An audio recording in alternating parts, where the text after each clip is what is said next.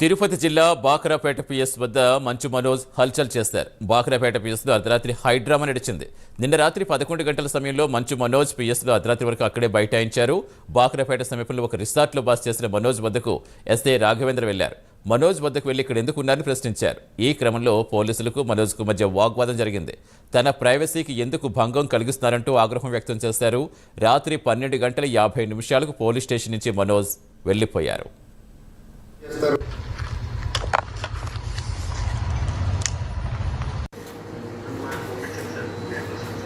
కోర్టుకి ఇస్తాను సార్, మీకెందుకు ఇస్తాను సార్? ఇప్పుడు మీరు తప్పులు ఉన్నప్పుడు నేను ఎందుకు మీకు ఇస్తాను? ఇప్పుడు తీసుకొచ్చి పిలుచుకొని వచ్చి ఓకే సార్ నా తప్పు ఉంటే రండి స్టేషన్కి వెళ్దామని చెప్పి కూర్చున్నాను. ఇంకా ఇక్కడికి వచ్చి అంటే అక్కడ కొట్లు పగలు కొడతారు, అన్ని పగలు కొడతారు, వాళ్ళ దగ్గరికి వెళ్ళేదానికి దమ్ము లేదు ఎవరికి. కానీ ఇక్కడ నేను వచ్చి పీస్ఫుల్గా ఉండి పీస్ఫుల్గా పోలీస్ ఆశ్రయం తీసుకొని పీస్ఫుల్గా పోలీస్ చెప్పుకుంటుంటే నాకు ఇంటెలిజెన్స్ ఫోన్ చేస్తారు, మీరు ఫోన్ చేస్తారు, ఇంటికి వచ్చేస్తారు, మీరు హ్యాపీగా. ఇళ్ళకి వస్తే ఎవరు ఊరుకుంటారు సార్? ఇప్పుడు వచ్చింది ఏంటి సార్?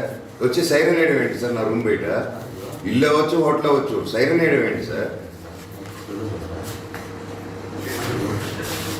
నేను స్టేషన్లో ఉన్నాను సార్, రమ్మనండి సార్. ఎస్ఐ గారు ఇక్కడి వరకు వచ్చి సడన్గా ఏదో కాల్స్ వచ్చింది, ఆయన వరకు ఆగిపోయాడు. ఈ కమాన్ దగ్గర ఆగిపోయాడు. సరే ఇల్లంటారా వెయిట్ చేస్తానని చెప్పి అడిగితే రెండెందుకు వస్తుందని చెప్పి వచ్చి మళ్ళీ అలా తిరుక్కొని వెళ్ళిపోయారు. ఆయన ఫోన్ తీయరు. కానిస్టేబుల్ ఫోన్ చేసి ఎస్ఐ గారు వెళ్ళిపోయారు అంటాడు. నా చేయి పట్టుకుని లాగుతారు రోడ్డు. అక్కడ నా చేయి పట్టుకుని లాగారు. నా చేయి పట్టుకుని లాగాల్సిన అవసరం.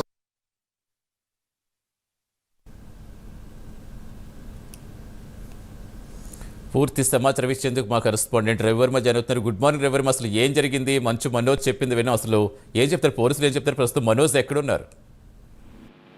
Good morning Satish. రాత్రి జరిగినటువంటి ఘటనతో మంచు మనోజ్ తిరిగి రిసార్ట్ లోనే ఉంటున్నారు. ప్రధానంగా అంటే గత 4 రోజులుగా మంచు మనోజ్ తిరుపతికి వచ్చిన క్రమంలోనే విద్యానికేతన్ కళాశాలలో ఉన్నటువంటి తన తల్లి గృహానికి వెళ్లేందుకు ప్రయత్నించగా అడ్డుకున్నారు. దాంతో మంచు మనోజ్ విద్యానికేతన్ పోకుండా తన మిత్రుడు రిసార్ట్ ఒకటి ఉండేది బాకాపేట కనుమ సమీపంలో, ఆ రిసార్ట్ లో స్టే చేస్తున్నారు. అయితే గత ఆదివారం రాత్రి తన మిత్రుడి ఫ్రెండ్ తన క్లోజ్ లో ఉన్నటువంటి తనతో పాటు ఉన్న మిత్రుడికి బర్త్డే ఈవెంట్ ఒకటి జరిగింది. ఆ బర్త్డే ఈవెంట్ లో హంగామా జరిగింది. ఈ నేపథ్యంలోనే రాత్రి 10:30 ఆ ప్రాంతంలో పోలీసులు నాకాబందీ నిర్వహిస్తూ ఆ ప్రాంతానికి వచ్చారు బాగపేట పోలీసులు.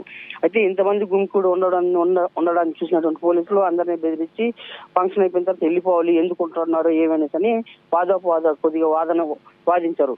ఈ నేపథ్యంలోనే పోలీసులకును మనోజ్ కి మధ్య వాదోపవాదాలు చోటు చేస్తున్నాయి. ఈ క్రమంలోనే మీరు అల్లరి ఎక్కువ చేస్తున్నారు, అయితే అరెస్ట్ చేయాల్సి వస్తుంది, స్టేషన్కి రండి అని చెప్పేసి ఎస్ఐ చేయబట్టుకుని లాగే ప్రయత్నం అయితే చేశాడు మనోజ్ ని. ఈ నేపథ్యంలో మీరు వెళ్ళండి మేము వస్తామని చెప్పేసి మనోజ్ చెప్పడంతో సరే ఇక్కడ ఉంటే ఖచ్చితంగా అరెస్ట్ చేస్తాము, లేదంటే మీరు అందరూ డిస్పాచ్ కావాలి, ఇక్కడి నుంచి ఉండకూడదు అని చెప్పేసి ఎస్ఐ ఆదేశాలు జారీ చేశారు. దాంతో పోలీస్ స్టేషన్ అక్కడి నుంచి పోలీస్ స్టేషన్కి వచ్చినట్టు మనోజ్ తన మిత్రుల్ని కూడా తీసుకొచ్చారు పోలీస్ స్టేషన్ కి. దాంతో మిత్రుడితో పాటు మనోజ్ కూడా పోలీస్ స్టేషన్కి వచ్చాడు.